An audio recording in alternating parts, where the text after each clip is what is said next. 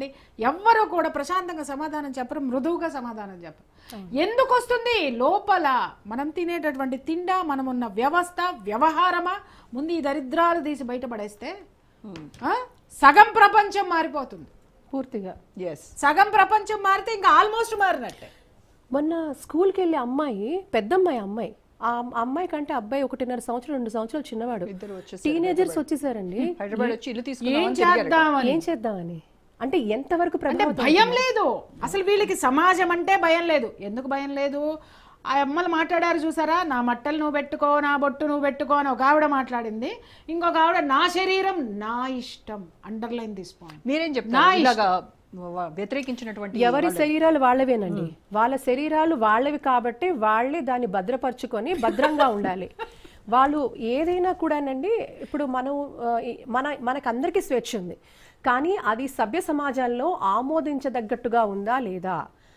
మనం పక్కన వాళ్ళు చాలా మంది అంటారు వాళ్ళ దృష్టికోణం మారాలి, మగవాళ్ళ దృష్టికోణం. ఎస్, మగవాళ్ళ దృష్టికోణం మారాలి.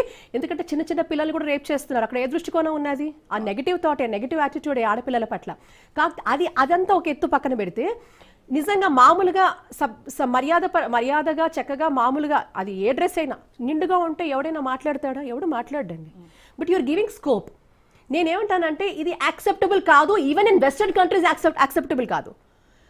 పాశ్చాత్య దేశాలలో కూడా ఇది యాక్సెప్టబుల్ కాదు. మనం అనుకుంటాం కదా, ఓ అక్కడ విచ్చలవిడిగా ఉంటారు. లేదు, ఇట్స్ నాట్ యాక్సెప్టెడ్.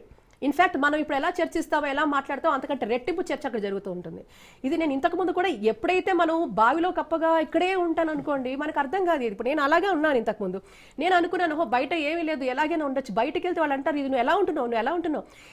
ఇక్కడ కాదండి, ఐరోపా దేశాలు కావచ్చు, మిగతా దేశాలు కావచ్చు, వెళ్తున్నప్పుడు వాళ్ళ ఆలోచన విధానం, మహిళా పురుషుడు ఎలా ఉండాలి, ఎలాంటి వస్త్రధారణ ఉండాలి, అక్కడ కూడా చర్చ జరుగుతుంది. ఎందుకంటే నేనేం ఫ్యాబ్రికేట్ చేయటం లేదు. So this is aspect of your protection. మీకు బట్టలు వేసుకుంటుంది, మీరు ప్రొటెక్ట్. మీరు మీ ఇష్టం ఉన్నప్పుడు మీ 4 గోడల్లో మీరు ఎలా ఉంటే ఎవరికి కావాలి? ఎవరికి అక్కర్లా. బట్ ఎప్పుడైతే దీన్ని మీరు పబ్లిక్ గా తీసుకొస్తున్నారో, మీరు తప్పకుండా చర్చించే అవకాశం మీరే ఇస్తున్నారు. ఎవరైనా ఇస్తున్నాం. కాబట్టి నాగరికత నేర్పిన మనమే ఈ రోజు ఎవరో పాశ్చాత్య దేశాల్లో వాళ్ళకేం అంటే మన ప్రపంచ దేశాలకి మనం నాగరికత నేర్పించిన మనము ఈ రోజు వాళ్ళ నుంచి మనం కొత్తగా నేర్చుకోవాల్సింది ఏముందండి? వస్త్రధారణ కావచ్చు, ఏమన్నా కావచ్చు, మనకేముంది నేర్చుకోవడానికి? కాబట్టి మనం డెఫినెట్ గా ఇలాంటివి మాట్లాడినప్పుడు మహిళల స్వేచ్ఛ అనేటువంటి స్వేచ్ఛ ఇది కాదు రోజా గారు. స్వేచ్ఛ అంటే మీరు దేశానికి ఏం కాంట్రిబ్యూట్ చేస్తున్నారు, మీ సమాజానికి ఏం కాంట్రిబ్యూట్ చేస్తున్నారు, అది మీరు మాట్లాడండి. నిజంగా భారతావనిలో ఎంతో వీరోచితంగా వీర వనితలు పుట్టారు. వాళ్ళ కుటుంబాలను ఏళ్ళారు, సామ్రాజ్యాన్ని ఏరారు, కన్న బిడ్డలుగా రాజ్యాంగంలో ఉన్న వాళ్ళని చూసుకున్నారు. అన్ని స్వేచ్ఛలు అది స్వేచ్ఛ. వాళ్ళకి నచ్చినట్టుగా, దేశం మెచ్చినట్టుగా, కుటుంబం మెచ్చినట్టుగా, కుటుంబానికి నచ్చినట్టుగా, దేశానికి నచ్చినట్టుగా, మెచ్చినట్టుగా ఆ అమ్మలు అలా ఉన్నారు. సో ఫ్రీడమ్ అలా వాడండి, తెలుసుకోండి. ముందు మీరు చరిత్ర తెలుసుకుంటే అన్ని తెలుసుకున్నట్టే. కానీ ఈ రోజు బట్టలు ఇప్పడం స్వేచ్ఛ కాదు. నేనైతే అది కాదంటాను ఖచ్చితంగా. That is not freedom and it's not accepted. ఇక్కడే కాదు, ఎక్కడ యాక్సెప్టెడ్ కాదు. మీరు ఏ దేశానికి వెళ్ళినా, పాశ్చాత్య దేశాలని చెప్పినా, అక్కడ కూడా మీరు ఇలాంటి న్యూడిటీని ఎక్స్పోజ్ చేస్తే అది తప్పకుండా అది అఫెన్స్. వాడు లోపల వేసేస్తాడు వాడు. ఇక్కడ కంటే అక్కడ లా ఆఫ్ ద ల్యాండ్ చాలా అద్భుతంగా, చాలా స్ట్రాంగ్ గా వాళ్ళు దాన్ని ఎనాక్ట్ చేస్తారు. So you cannot behave as you want as per your terms. కాబట్టి మనకి మాత్రం లా ఆఫ్ ద ల్యాండ్ మాట్లాడితే ఇక్కడ చాలా అసోసియేషన్స్ ఇవన్నీ రేస్తే, కానీ కరెక్ట్ కాదు. అంతటి హిపోక్రసీలో మనం బతకూడదు. కానీ ఈ రోజు అవసరం అండి మీరు మాట్లాడాలంటే ఖచ్చితంగా మన సంస్కృతి సాంప్రదాయాన్ని మర్చిపోవద్దు. మీకు నచ్చినట్టుగా ఉండండి, డీసెంట్ గా ఉండండి. పక్కనోడు వేలెత్తి చూపించే విధంగా ఉండాల్సిన అవసరం లేదంటాను. ఇట్స్ నాట్ కరెక్ట్ అంటాను, and it's not really correct. కాబట్టి ఇట్ ఈస్ కాల్డ్ ఎగ్జిబిషనిజం.